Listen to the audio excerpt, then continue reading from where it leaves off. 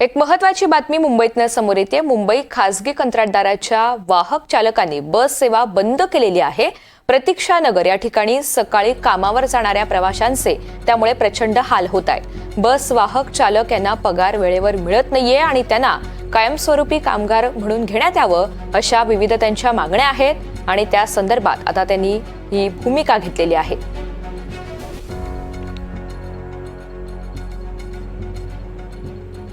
जुई जाधव आपल्याला या सगळ्या संदर्भात अधिकची माहिती देणार आहेत। जुई, त्यांच्या नेमक्या मागण्या काय आहेत आणि या संदर्भात सध्या काय भूमिका आहे?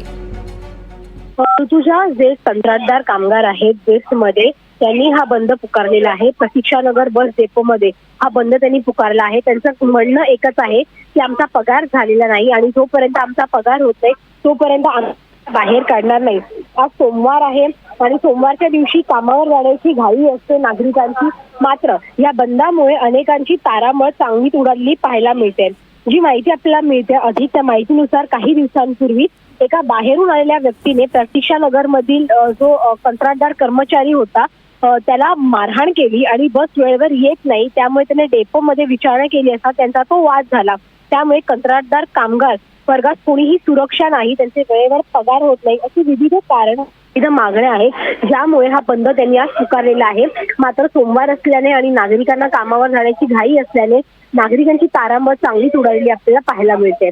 तुझ्या निश्चित, आणि त्यामुळे त्यांच्या मागण्यांची पूर्तता होणार का हे पाहायचंय। जुई, धन्यवाद सविस्तर माहितीसाठी।